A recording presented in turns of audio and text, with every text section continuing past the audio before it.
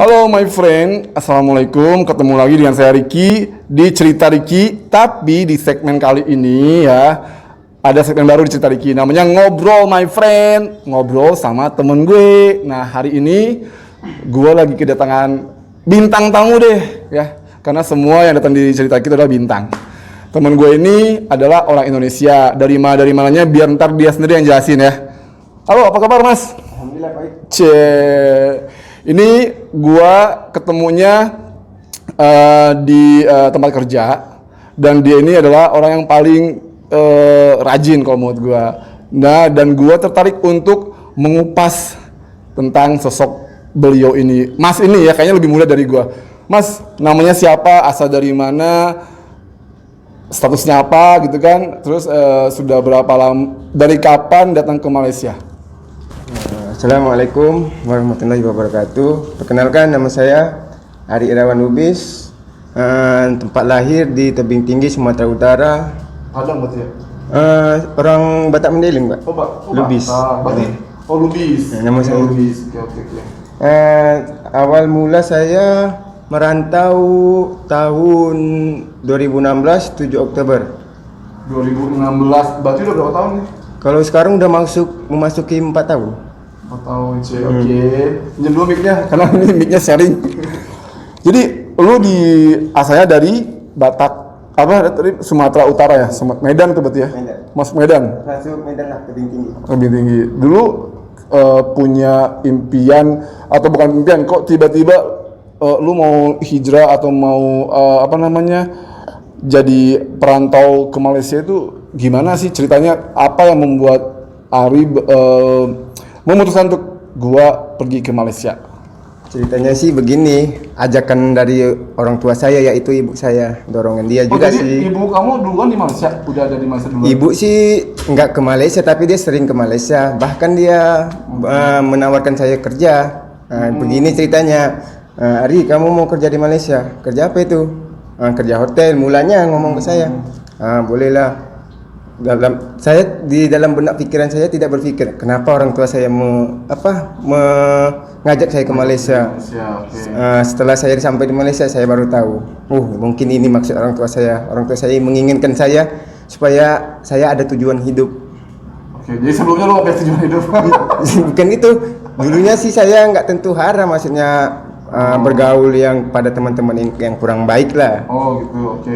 Jadi orang tua, maksudnya pergaulannya itu bisa dibilang nggak tentu lah ya. Nggak tentu. Gitu. Gimana anak muda di sana tuh kalau bilang sekarang ini narkoba lah ya. Oh, gaul. Gaul. Jadi orang tua saya memutuskan saya untuk pergi ke Malaysia disebabkan karena itu. Oke. Ari dulu kalau boleh tahu nih ya, sekolah terakhir apa? Sekolah saya terakhir perkebunan SMK. Oh, perkebunan.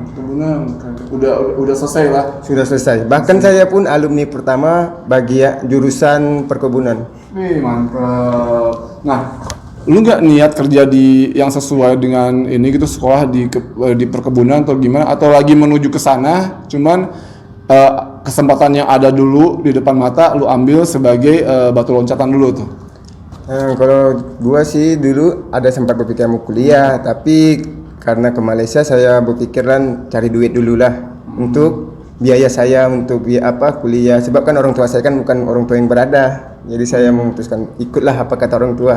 Mungkin ini yang terbaik kata ibu saya. Ibu di mana sekarang? Sekarang ibu saya di Tebing Tinggi, Pak. Tebing Tinggi. Kalau ayah? Ayah juga sama. Di Tebing Tinggi. Oh, nggak di mana? Tebing itu di mana tuh? Tebing Tinggi itu di dekatan Siantar. Siantar. Oke. Masih kerja juga ayah? Ayah masih jualan kerja. Jualan apa? Jualan minyak wangi.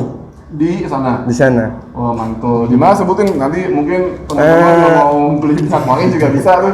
Ayah saya berjualan minyak wangi. Dia sih nggak tentu tempat, Pak. Dia bahkan bisa pindah-pindah tempat. Oh, mantap. Dia sistemnya gini, Pak. Dia naik motor keliling-keliling kampung. Nanti disitulah. Siapa namanya? Bapaknya kalau betul? Nama bapak saya Edison Lubis. Pak Edi, Anda keren, mantul. Oke, Mas Ari, kan banyak nih orang Indonesia yang memang tinggal di Malaysia kan. Saya mau tanya, kalau dari sudut pandang Mas Ari sendiri, Malaysia itu seperti apa dan kenapa memilih Malaysia? Apa karena serumpun bahasanya sama atau karena jarak yang dekat atau apa? Mungkin dari penilaian Mas Ari punya penilaian tersendiri tentang Malaysia. Ya, kalau saya sih di Malaysia ini ya karena satu bahasa yang mudah dimengerti oleh kaum kita lah Indonesia kan, dimana kita di sini bisa mengerti apa yang orang bicarakan kepada kita. Walaupun ada beberapa bahasa yang beda artinya ya. Beda artinya juga, ada juga. Tapi saya mah kalau itu bahasa itu saya bisa dimengerti. Oke, hari pertama kali lu menginjakan kaki di Malaysia, perasaan lu gimana? Apa langsung rindu kampung halaman atau langsung kok gini sih Malaysia, gue nggak betah kayaknya? Terus dari makanannya ada nggak kalau gue 3 bulan pertama tinggal di Malaysia tuh merasa sangat tersiksa dan tidak betah awalnya, tapi sekarang setelah bertahun-tahun gue merasa sangat pengen banget tinggal di sini dan malas pulang gitu. Nah kalau lu sendiri gimana? Ya sama juga sih kayak bapak, layaknya kayak bapak. Satu hari itu saya pertama kali menginjakkan kaki di Malaysia, saya turunnya di Pulau Pinang kan, saya di situ menginjakkan kaki di Malaysia, saya merasa bosan, karena kan kita udah terbiasa oleh teman kan, gabung, jadi nongkrong, jadi kayak suasananya itu lain lah. Oh iya. Jadi di situ. Pertama kali ke Malaysia lu langsung tinggal di KL atau di mana? Saya pertama kali di Malaysia di Pulau Pinang. Pulau Pinang. Berapa lama di Pinang? Di Pinang nggak lama sih, dalam 10 hari. 10 hari terus ke sini? Ke KL, di Kulim, ibu saya di Kulim. Oke. Alasannya ke KL kenapa? Nggak di Pinang aja nyari kerja gitu? Alasannya sih ibu orang tua emak saya ya menghubungi saudaranya saya yang ada di KL. Ada rame saudara sini. Ada juga Pak, dari abang saya sih. Ya abang saya kan nikah sama istrinya. Kebetulan istrinya abang saya itu sepupu sama yang saudara saya yang di KL nih. Seru lah ya, jadi ada kalau gitu sih enak ya. Jadi ada temen. Tapi sebelumnya pernah ke Malaysia nggak? Sebelumnya sih enggak. Nggak pernah ya. Nggak pernah kepikiran. Nggak pernah kepikiran ke Malaysia. Oke. Gua mau nanya nih, pengalaman lucu lu pertama kali atau seminggu 10 hari di Malaysia apa? Ya pengalaman lucu sih dari segi bahasa. Sempat heran juga dari segi bahasa kan, sebab kan di kampung kan saya bahasa saya. Jadi kalau saya sudah di Malaysia itu kayaknya bahasanya beda gitu penyebutannya. Seperti kalau di Medan kan, kalau awak tuh saya, kalau di sini awak tuh kamu. Jadi saya heran juga, sempat lucu. Gue baru tahu juga tuh, di Medan awak itu saya. Kalau di sini kan kamu ya. Kamu, jadi sempat heran juga lah. Menyebutkan awak kok berarti diri saya. Nah, dari situlah teman saya bagi tahu, awak itu maksudnya kamu. Jadi kalau kamu entah ditanya sama teman-teman, berarti dia itu menunjukkan pertanyaan kepada kamu gitu. Oh, kalau awak itu di Medan itu artinya saya. Awak love you gitu kan. Oke.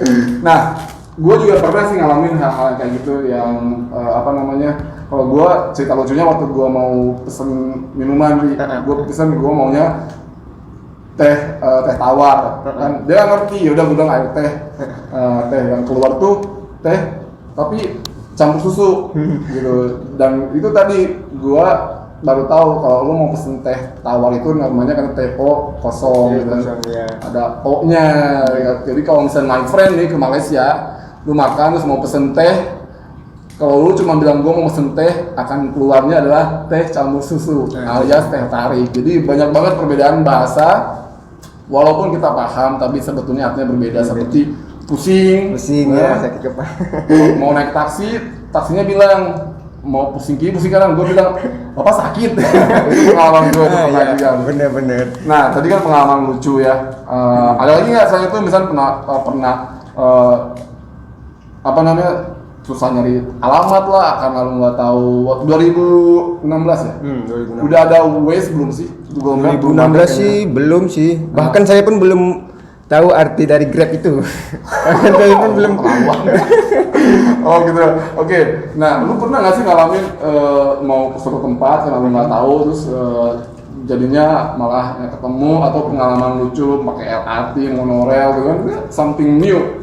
Waktu gua kesini pun monorail LRT itu buat gue baru, karena kan di Indonesia belum ada waktu itu. Nah, lu ada nggak pengalaman lucu kayak gitu? Pengalaman lucu sih sempat ada, naik bis lah kalau tempat kita ya, kesasar. Orang saudara saya bilang kamu naik bis nomor 303, malah kami naik T303. Disitulah kami kesasar, momen lucunya di situ. Bahkan kami saling menyalahkan. Kamu ini nggak betul ini. Jadi kami disitulah momen lucunya saya kepada teman saya. Dulu 2000 berapa itu saya? 2016 itu saya di sini. Nah, sekarang gue mau nanya nih, makanan kesukaan lu selama lu di Malaysia apa? Makanan saya sih ayam masak merah. Lu suka nggak sih dengan makanan Malaysia? Dengan masakan Malaysia? Melayu food itu cocok nggak?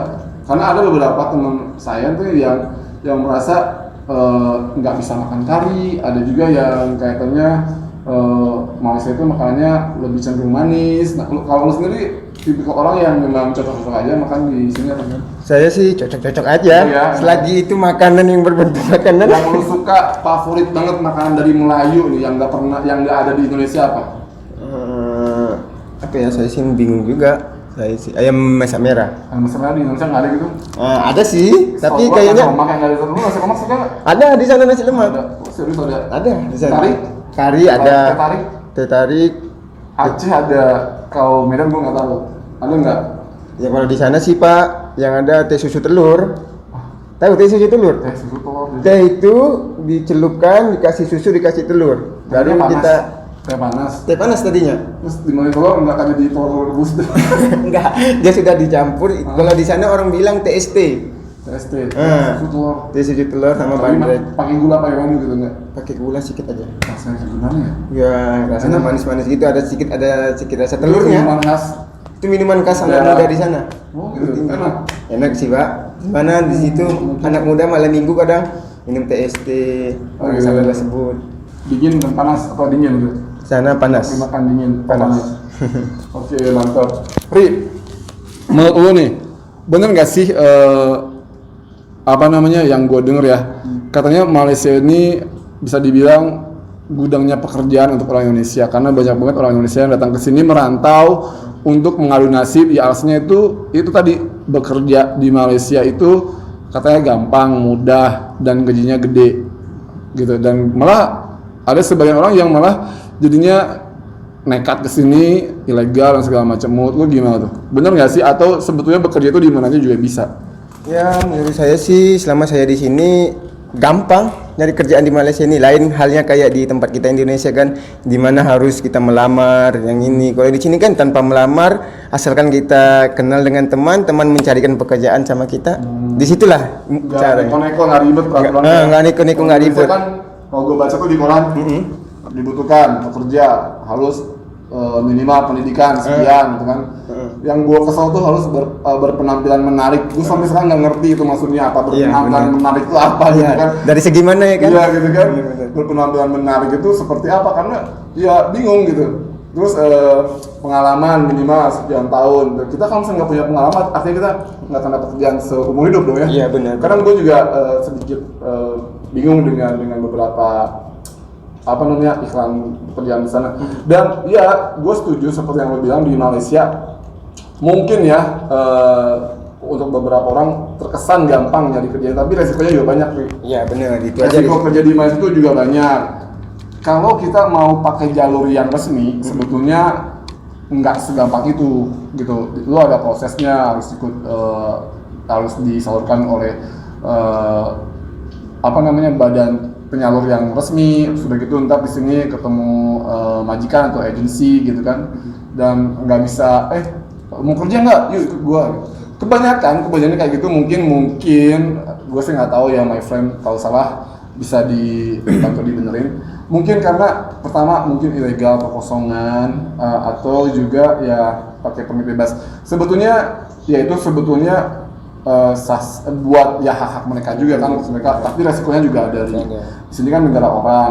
Terus banyak razia polisi. Lu pernah nggak sih ngalamin razia polisi? Ya pernah sekali. Dimana pulang kerja itu saya di stop sama polisi 4 orang naik motor, dimana saya ditanyain segala macam lah, perkenalan diri, maksudnya identitas diri kita.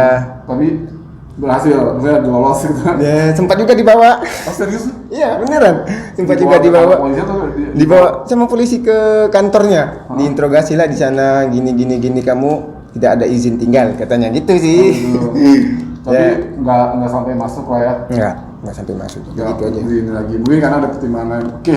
Nah, mungkin teman-teman cerita dikit juga pengen tahu pengalaman sedih atau pengalaman susah lu di Malaysia itu apa? Ada nggak dari segi misalnya pernah susah nggak dapat kerjaan selama berapa lama sampai lu bingung mesti nggak tahu nih lu bayar sewa atau ikut keluarga atau gimana atau apalah gitu atau bahkan mungkin pengalaman horor mengerikan atau gimana? Kalau gue sih ada semua gitu. Ada. Nah lu ada nggak pengalaman lu selama tinggal di Malaysia ini yang bikin lu tuh membekas, tidak pernah bisa lupa dan juga jadi bahan pelajaran pengalaman hidup atau bahkan menyakitkan gitu? Ada sih pengalaman saya yang dukanya di soal cinta biasa lah Pak ya. Iyalah. Anak muda kan.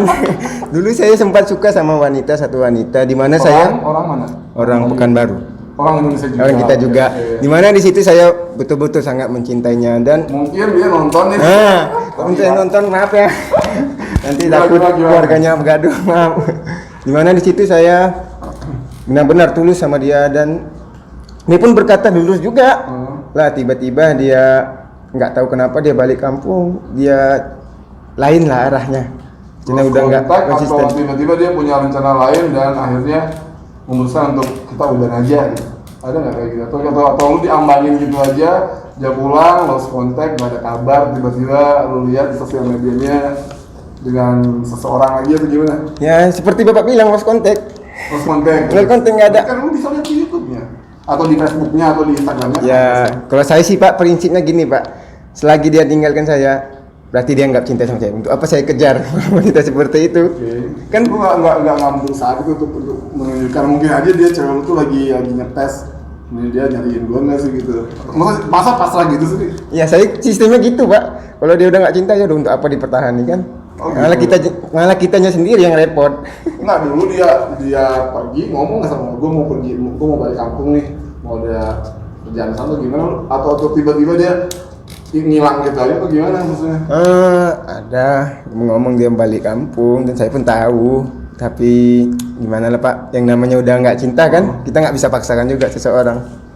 Maksudnya sempat berantem tuh. Berantem sih kagak, cuman lost contact. Kemudian dia udah nggak cinta dari mana? Dan nampak Pak dari sikap dia. Emang udah lama kalian barengnya udah lama, maksudnya kenalan udah lama. Kenalan sih hampir lebih kurang 1 bulan. Gak lama. Gimana sih? Cuma cinta monyet. Cinta bener. Ya, oke. Nah, kalau maksudnya dalam waktu 1 bulan lu udah bisa merasakan secinta itu gitu? Ya Pak, bener. Saya cinta itu. Sebab saya kalau udah kenal Ini namanya wanita. polos nih. Polos ini. Udah kenal. Minum dulu nih. Siapa? Nih. Ini ada minuman enak nih. Ri. Lu pernah ke Thailand nggak? Ke Thailand sih belum. Belum pernah. Ini namanya kalau di Thailand tuh namanya Thai tea, alias tehnya Thailand. Kalau di sini ada teh tarik. Di Indonesia ada teh tawar. Di Thailand ada teh ini Thai tea. Ini yang buat ngeteh jom. Jadi bisa lu lihat di Instagram ngeteh jom. Cobain deh. Siap. Goyang-goyang dulu, pengen biar ngobrolnya agak grogi. Wow. Kita dulu. Ini facial ini kita menjaga SOP ini ya. Pandemi corona. Setelah mau pakai gelas juga bisa. Enak kan? Jujur. Jujur enak.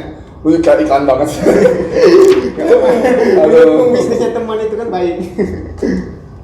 Tapi kalau menurut gue nih ya, nggak terlalu manis ya. Dan lu tau nggak, ini tuh homemade. Jadi memang bener dibuatnya dari teh yang benar-benar teh pucuk teh itu, bukan dari perisa teh. Jadi emang beda. Makanya ini ada manfaatnya sebagai antioksidan. Nah, ngobrol lagi nih. Siap. Lu di Malaysia udah pernah bekerja dengan profesi yang berbeda-beda atau sampai sekarang profesinya sama aja? Pernah, berbeda-beda. Pernah kerja bangunan. Oh boleh, pernah? Sebagai apa tuh? Sebagai ya ikut-ikut Itu tukang. bangunan pertama kali lu kerja di sini apa gimana? Iya, pertama kali saya bekerja di sini. Tahun berapa tuh? Tahun 2016. 2016. Pertama saya sampai ke KL. Ceritanya gini, saya ditawarkan kerja hotel, nggak taunya di sini sampai di sini kerja bangunan hotel. Oh, enggak, hotelnya belum dibangun. Lu bangun hotelnya dulu, ntar udah telat, selesai, baru. Rupanya sudah selesai hotelnya, nggak kerja di sana. Itu yang ngajakin kerja siapa? Ya itu saudara saya yang saya bilang tadi. Apa ini itu? my friend, ini nih. Ini juga pengalaman teman-teman gue juga yang lain nih. Jadi kadang ya kalau kita kerja nggak ikut penyaluran pekerjaan yang jelas gitu ya. Di Indonesia lu dijanjiin kerja apa gitu, misalnya kayak lu dijanjiin kerja hotel, pas sampai sini nggak sesuai, ada yang di peladangan, ada yang di bangunan, makanya orangnya jadi kaget. Tapi dia mau mundur juga gue udah di sini, Udah terlanjur. jadi ya udahlah gitu. Tapi emang dalam hati dongkol juga ya. Dongkol juga. Itu Kenapa? banyak. Dijanjikan kerja ini kok. Terus lu pernah menjalani itu? Lu kerja? Pernah. Di situlah saya menemukan suka dukanya kehidupan. Nah, dari situlah saya tahu arti kehidupan. Ini berat. Itu di mana beginilah cara cari duit, nggak mudah. Gimana kita belajar mandiri kalau kita merantau tuh. Pikiran Lu kita pernah ngeluh nggak sih? Atau pernah mungkin ada juga yang frustasi sampai marah, sampai yang ngambek sama yang ngajak lu gimana sih, atau bahkan ngambek sama Allah gitu, yang kok kayak gini banget sih nasib gua? Enggak, kalau sama Allah saya nggak pernah gitu. Maksudnya nggak pernah memarah sampai gitu. Maksudnya frustasi itu. Nggak sampai frustasi gitu. Maksudnya saya cukup saya tahan aja lah. Kayaknya lu penyabar ya. Saya cukup tahan aja. Lu 2016 langsung kerja construction, itu kerja apa, lu di bagian apa? Ya, saya kalau di kontrak itu kerja ikut tukang. Itu tukang. Kayak gimana tuh maksudnya? Gini. Biar orang-orang di Indonesia tuh yang berpikiran untuk kerja di Malaysia juga punya pemikiran lain nih. Gua harus hati-hati, kemungkinan apa yang dibilang di Indonesia itu tidak sesuai dengan kenyataan yang di Malaysia dulu dikerja apa. Itu pelajaran juga nih buat my friend yang memang pengen bekerja di luar negeri, terutama di Malaysia. Oke? Makanya kalau misalnya mendingan, kalau menurut gua sih ya, menurut saran gua, ikuti prosedur yang ada, yaitu melalui PT tenaga kerja, karena sudah ada di PT itu lu akan dikasih kontrak kerja gitu kan, dan lu akan tahu kerjanya di mana, majikannya siapa, alamatnya di mana, gaji lu berapa, lu kerja berapa jam, tuh ada itu semua. Jadi lebih terlindungi Ya. Nah kalau misalnya yang ikut-ikut temen, ada lo yang tahu dari Facebook sampai berani datang. Iya, bener. Temen-temen gua ada tuh, gue kerja karena gue lihat di Facebook ada orang butuh kerjaan, di mana datang loh dia. Bener. Luar biasa tuh, orang itu emang top. Hard worker, pekerja keras. Iya, bener. Tapi nekatnya kadang Iya benar. gitu. Karena di negara kita sih mencari kerjaan sih susah. Jadi mereka nekat-nekat aja, apapun resikonya mereka lawan. Percaya nggak sih bukan slogan sih, karena ini udah umum, orang juga tahu, rezeki itu ada yang ngatur. Saya percaya itu. Jadi istilah kata, kalau gua nih, ya mungkin setiap orang dia punya perbedaan pandangan. Kalau gua berpikir dimanapun lu tinggal, sepanjang lu ada usaha, usaha lu itu bisa jadi rezeki lu. Misalnya gini, di Indonesia siapa bilang sih, gua tuh kadang nggak setuju kalau my friend bilang di Indonesia tuh kerjaan susah. Kalau lihat dari segi umumnya memang benar. Kalau lu mau berharap kerja di kantor, kerja di ini, memang susah. Gue juga pernah mengalami nih, kesana kesini nyari kerjaan, pakai bawa CV gitu ya, banyak banget. Tapi ternyata, lu tau nggak, teman-teman gue yang malah nggak kerja kantoran, yang nggak kerja ini lebih sukses karena mereka tuh dari jualan. Jadi sekarang tuh my friend, kita cuman perlu kreatif aja. Iya. Nggak perlu, pendidikan itu memang perlu, tapi nggak menjamin tingkat kesejahteraan. Kalau dulu kan orang kuno tuh berpikiran lu kalau nggak sekolah nggak akan sukses. Iya benar. Tapi sekarang itu udah beda lu lihat aja komedian kita. Gua ngefans sama Kang Sule tuh, tetangga gue di Bandung. Dia tuh nggak pernah sekolah sampai kuliah tapi sekarang lihat rumahnya ngalahin orang yang punya bank mungkin ya. Iya benar sih. Itu ketika kita my friend ya, gue saranin lu juga harus sering lihat perjalanan hidup orang-orang sukses dan baca bukunya. Terutama tuh gue paling suka tuh yang udah respect banget sama Kang Sule, terus Ajis Gagap. Mereka tuh orang-orang yang bener-bener dari nol berbekal uang 10.000 rupiah gitu kan. Kalau Pak Ajis Gagap tuh, gue ngefans juga, semoga beliau nonton dan subscribe channel ini. Iya, siap. Gue suka gitu mengikuti perjalanan mereka karena itu bisa merubah mindset kita yang dulu kalau orang berat itu bilang think out of the box. Mereka tuh adalah orang-orang yang think of the box, jadi berpikir di luar dari kotak. Jadi orang berpikir tuh kalau kuliah lu pasti sukses cari kerja. Nah itu udah nggak musim nih. Musimnya benar. Karena itu lu kreatif dalam segala hal itu pasti bisa jadi rezeki. Contohnya, ya gue misalkan kalau gue lihat perjalanannya Kang Sule, dia itu punya bakatnya ngelawak segala macem gitu kan, dan tidak sekolah tinggi tapi dia punya tujuan harus sukses, harus jadi pelawak yang sukses dan ternyata berhasil. Dia punya kreativitas dia tuh berbeda, lawakannya beda dengan lawakan orang-orang kan, jadi punya ciri khas semua.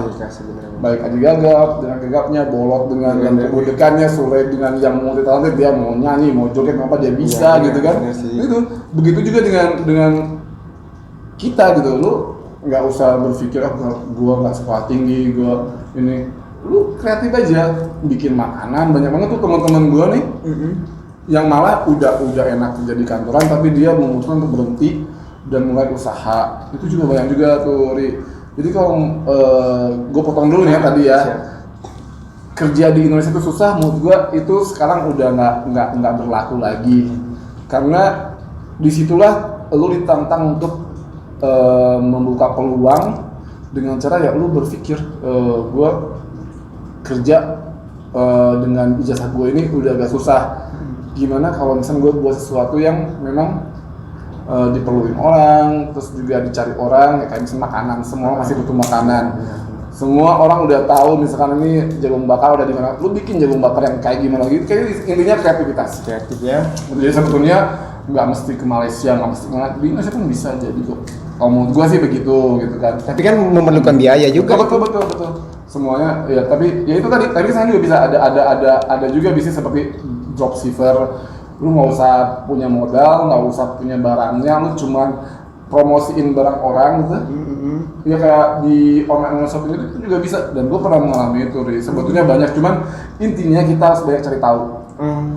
Banyak kok lu mau jadi dropshipper, gue nggak punya modal, itu pun itu ada think of the box-nya. Sekarang udah buka, lu promosiin barang gua misalkan, gua kasih berapa persen, itu ada di, dan lu nggak usah jualan door to door lagi kayak zaman dulu. Gua pernah ngalamin juga tuh door to door. Lu cuman tinggal punya Instagram atau punya apa gitu, terus lu promosiin, lu cuma bilang gua minta foto-foto barangnya, gitu. Terus lu pasang tuh dengan berbekal misalnya lu punya follower banyak, orang yang tertarik, terus diviralkan sama lu, terus orang seneng. Lu pesennya sama orang lain terus dikirim, kayak gitu juga bisa Ri. Jadi sebetulnya banyak lah sebenarnya peluang untuk kerja di Indonesia. Nah kalau sendiri back to your story ya, lu pernah kerja di kuli bangunan ya, kuli bangunan kan kita kasarnya seperti itu, biar lebih dramatisir nih. biar mereka nggak berpikiran. Kan belum pernah tuh kan lu sebelumnya belum pernah tuh kerja bangunan gitu, belum pernah kan? Oh belum pernah. Saya pertama kali lu ngerjain apa tuh? Pertama sih saya mengerjai ngaco semen. Ngaco semen, diaduk pakai semen, pakai pasir, aduk air. Oh, di mana di situ kaki saya langsung kena semen lah. Maksudnya kasar, berubah. Di mana kan saya kan sebelumnya belum pernah megang namanya semen, martil. Jadi hitam gitu kan. Jadi hitam benar. Jadi hitam, kulit berubah. Terus lu pernah capeknya juga pasti beda. Lu kan lebih ke fisik ya. Iya, kalau itu lebih ke fisik. Lainnya capek. Pernah sakit atau pernah malah ada kejadian lu maksudnya pernah ketimbang apa gitu tuh sakit jadi luka atau apa gitu, kan itu kerja berat. Pernah nggak sih di bangunan gitu? Ya selama saya kerja kontrak ya alhamdulillah sih belum pernah. Lu lama nggak sih kerja kayak gitu? Nggak lama sih Pak, cuman 3 bulan. 3 bulan. Terus ada pengalaman nggak dibayar gaji gitu seperti cerita teman-teman? Itu ada, pernah saya nggak dibayar gaji. Ini saya cerita ke Bapak ya. Pernah saya nggak dibayar gaji, di mana saya bekerja selama 2 bulan gitu kan. Bulan bangunan itu? Maksudnya saya udah kerja 2 bulan lah, iya benar. Udah 2 bulan di bangunan itu kerja terus, nggak digaji, dikasih cuma pinjaman aja. Di mana di situ saya kan kepengen yang namanya mengirim ke orang tua kan, ngirim ke kampung halaman. Di situlah saya mulai merasa Nggak dibayar gaji tapi lu malah jadi utang gitu ya? bener, malah hutang malah kita kerja malah kita yang utang kan nggak apa gitu kan. Ya disitulah saya merasa jengkel lah. Ini nggak betul ini dalam hati saya. Masa aku kerja capek-capek gaji nggak dibayar. Tapi saya lah jalin aja lah dulu. Kalau aku pindah kerja ke tempat lain aku mau kerja apa? Itu sih. Terus akhirnya dapat ya? Akhirnya dapat tapi dengan cara bayarannya nyicil. Majikannya nyicil ke kamu? Iya nyicil. Dia nggak punya duit lu apa majikannya? Ya sih kita nggak tahu ya Pak ya. Lagi bener ini my friend. Satu lagi pengalaman yang lu harus pikir 2 kali kalau lu mau ke Malaysia ya. Bener. Jadi memang gede ya gajinya? Gaji sih gede. Karena ringgit ke Malaysia ke rupiah itu memang, tapi ya itu tadi dicicil. Nah di situ. Jadi kalian jangan pernah berpikiran kerja di Malaysia itu kerjanya gampang, kerja senang. Enggak. Malah kita kerja di sini malah banyak rintangannya. Banyak ya. Tempat di sini kan kita nggak ada ahli keluarga, kita sih bukan warga sini kan. Jadi kita harus mengalah lah, banyak mengalah. Itu aja intinya. Sabar ya. Sabar. Ya itu tadi mungkin ya sebetulnya kalau salah satu kerugian ketika kita tidak memiliki kontrak kerja. Lo ada kontrak kerja nggak? Kontrak kerja sih nggak ada. Ya kan itu tadi jadi yang karena mungkin bukan agensi resmi ya. Jadi dia pun di lubang tutup lubang nih. Jadi dia nunggu proyeknya bayar, ada duit dia sebaiknya pakai dulu, setengahnya dipinjemin sama lo gitu. Mungkin kayak gitu sistemnya sih. Terus setelah lu mengalami hal itu, lu pindah kerja jadi apa lagi? Disitulah bangunannya sih udah mau selesai, udah mau rampung. Udah bangunan rampung, di situ saya sempat nganggur juga. Nganggur berapa lama? Nggak lama sih, dalam 1 bulan lebih gitulah. Itu di KL? Di KL lah. Di KL. Lu nganggur 1 bulan, terus akhirnya Saya dapat kerjaan. dari kerjaan sama saudara saya. Dari situlah kehidupan kerjaannya saya. apa sama juga? Lain, cleaner. Cleaner. Malah di situ kehidupan saya alhamdulillah, maksudnya nggak ada tersendat lancar. Ya. Gimana Lu di situ? menikmati nggak sih? Kan lu anak muda nih, maksudnya Sandy dari gayanya sih oke juga nih ya. Lu terus kerja jadi cleaner, lu nggak berpikir, aduh gue malu atau gengsi atau gimana, atau lu jalanin aja? Lah kalau menurut gua sih Pak, ngapain malu selagi itu halal, yang membuat kita senang, yang membuat kita nyaman, lakukan, kerjakan. Itu saya prinsip saya. Halal ya. Yang penting halal. Itu aja prinsip saya. Keren banget, itu prinsip yang memang harus dipegang. Lebih baik tangan kita kotor daripada uang kita yang kotor. Bener. Quote gua tuh. bener. Karena sih itu salah satu juga doa kita nggak dikabulkan. Dan gua juga nggak setuju nih, di Indonesia itu justru lucu ya. Profesi sebaik cleaner itu maksudnya cleaning service, my friend. Di Indonesia dibilangnya tukang sampah. Gua tuh nggak setuju, Ri. Ya, itu terlalu Justru kasar. tukang sampah itu orang yang suka membuang sampah. Iya, benar. Orang yang suka membuang sampah sebenarnya itu yang tukang sampah tuh sebetulnya. Iya, benar. Dan kita yang kerja sebagai pembersihnya itu justru sebagai petugas kebersihan. Benar. Kalau di Jepang itu ya, Ri, kalau lo searching di Google, di Jepang itu pekerja kebersihan itu sangat dihormati banget. Sangat dihormati banget, dan dia itu sama negaranya juga diperhatikan kesejahteraannya, dan mereka tuh keren, maksudnya dari mobilnya juga keren, nggak kotor dan nggak bau, karena apa? Orang-orangnya pun disiplin. Jadi kalau misalnya buang sampah itu ya, dia di pas khusus, dan pastinya itu harus ditalikin sama dia sehingga baunya pun nggak keluar itu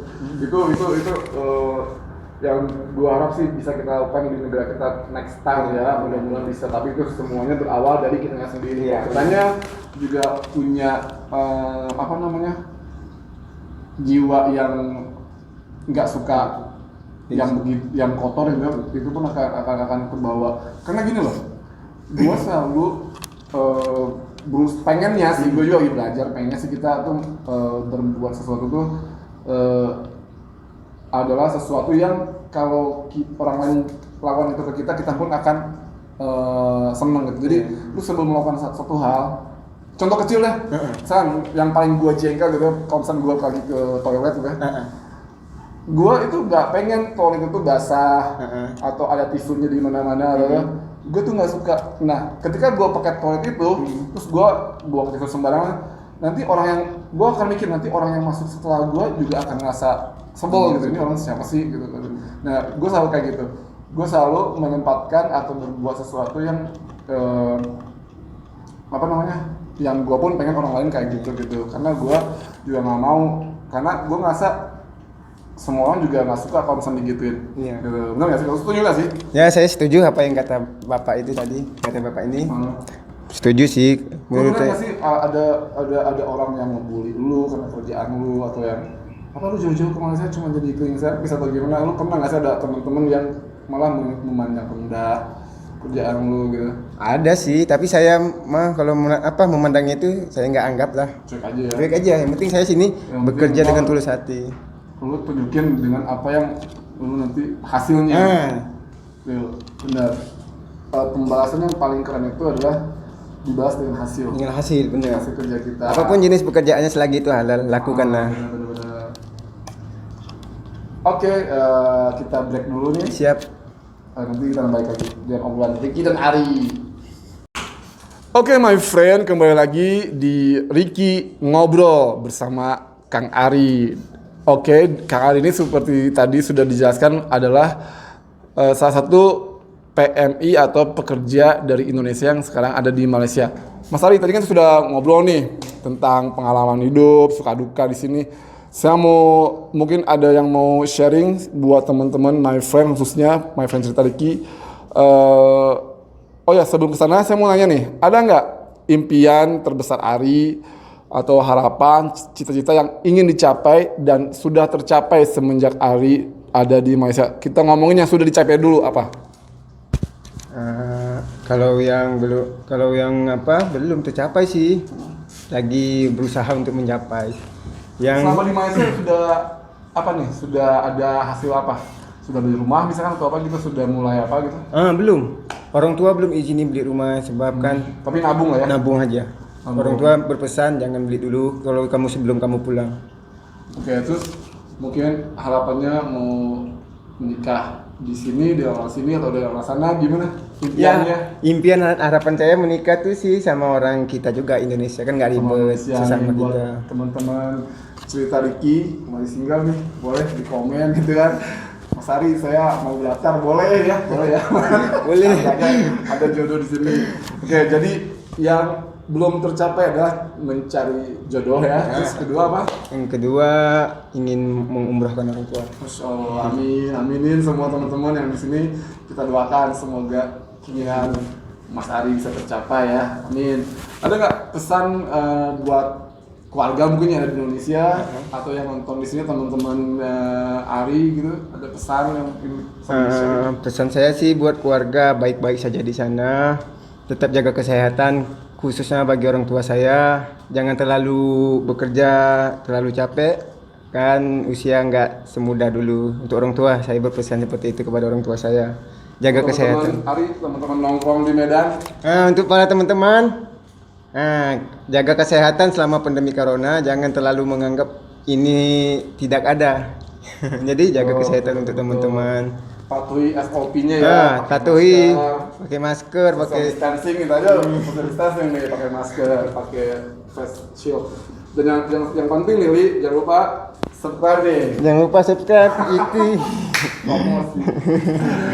Subscribe channel Cerita Ricky. Pokoknya di channel ini, Li, channel gue ini nggak fokus ke satu hal. Jadi gue pengen sharing sama teman-teman khususnya yang ada di Indonesia dan juga di Malaysia, sharing mengenai kehidupan seperti biasanya lah kita makan. Gua juga ada review makanan, ada review tempat-tempat di Malaysia yang menurut gua keren dan gak keren juga ada. Pokoknya di cerita Ricky ini insya Allah ada beberapa channel-channel yang bisa membawa manfaat. Itu sih harapan saya. Jadi jangan lupa subscribe, like channel Cerita Ricky. Dan komen. Semoga channel ini bisa berkembang juga, Ri. Ya, thank you so much nih udah datang, udah mau di interview ini. Interview pertama kali loh di Cerita Ri, keren ya. Ini adalah bintang tamu Cerita Ri yang pertama, my friend. Insya Allah berkah, mudah-mudahan setelah ada Arin di sini. Amin. Nanti teman-teman juga yang mau sharing, mau diundang ke Cerita Ri juga bisa. Pak, saya ada pengalaman hidup yang mau di-share, boleh di komen, ditulis ya. Insya Allah kalau misalnya jodoh kita bisa ketemu dan mudah-mudahan bisa sharing juga pengalaman kamu di channel ini. Thank you, Ri. Ya, Thank you so much udah datang sini. Ya. Minum dulu, Ri. Tejo, my friend. Jangan lupa buka dulu seatnya.